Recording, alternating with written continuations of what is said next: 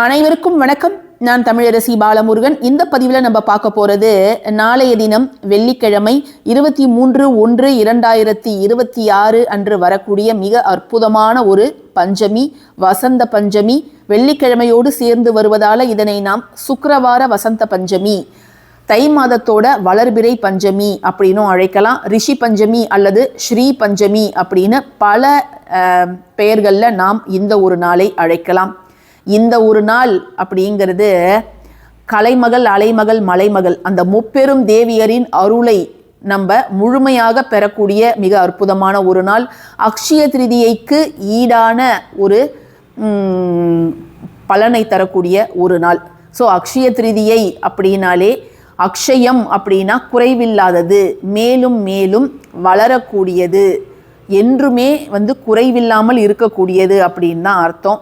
So நாளை நாம் நம் பூஜை அறையில் செய்யக்கூடிய சில எளிய விஷயங்கள் மூலம் நம்முடைய வீட்டில் என்றுமே குறைவில்லாத செல்வம் சேரணும் அப்படிங்கிறதுக்காக என்ன செய்யணும் அப்படி தான் நம்ம இந்த பதிவில் பார்க்க போகிறோம். மிக அற்புதமான ஒரு பதிவு. அதனால் யாருமே இந்த பதிவை தவற விடாதீங்க, கடைசி வரைக்கும் பாருங்கள். நாளைக்கு நீங்கள் உங்கள் பூஜையில் எப்பொழுதும் செய்யக்கூடிய ஒரு விஷயத்தோட இன்னொரு விஷயத்தையும் சேர்த்து செய்ய போகிறீங்க. இதுக்குன்னு நீங்கள் தனியாக மெனக்கெட போகிறதெல்லாம் கிடையாது.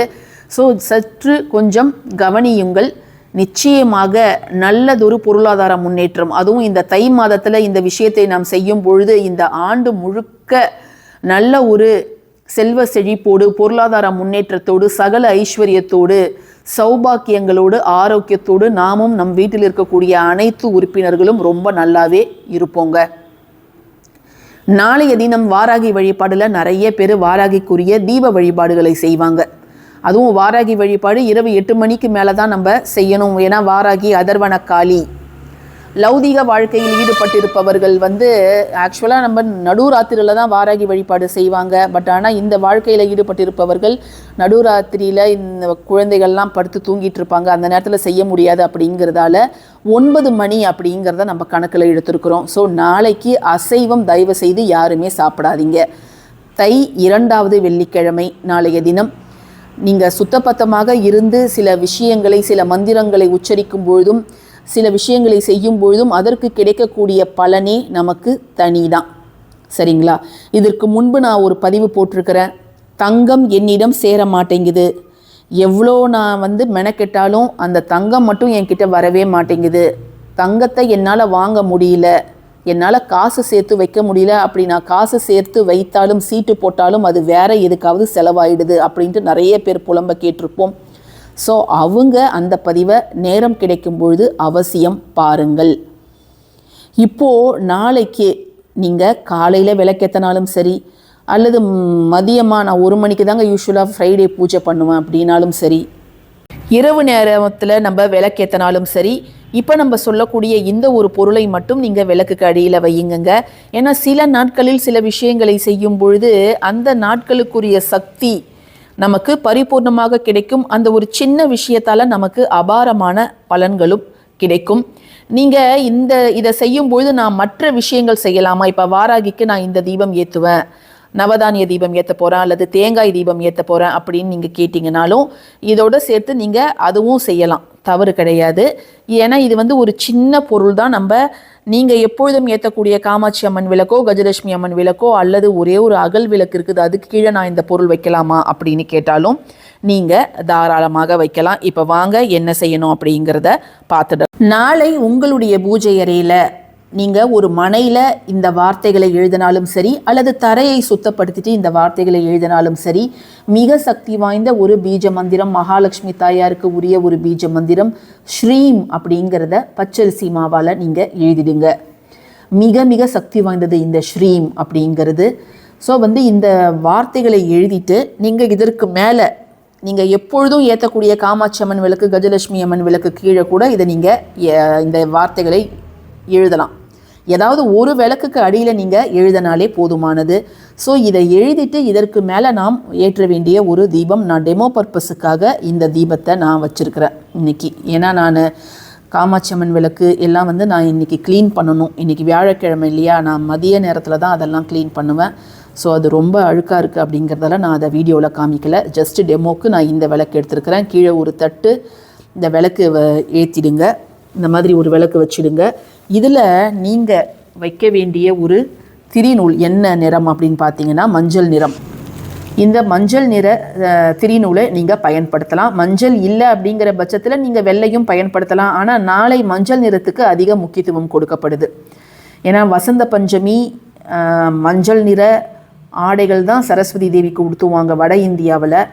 மஞ்சள் நிற மலர்கள், மஞ்சள் நிற இனிப்புகள், நாமுமே நாளை மஞ்சள் நிற ஆடைகளை அணிவது அப்படிங்கிறது நல்லது. நம்ம வியாழக்கிழமையில் குருவுக்கு உகந்தது தான் மஞ்சள் நிறம் அப்படின்னு சொல்லுவோம்.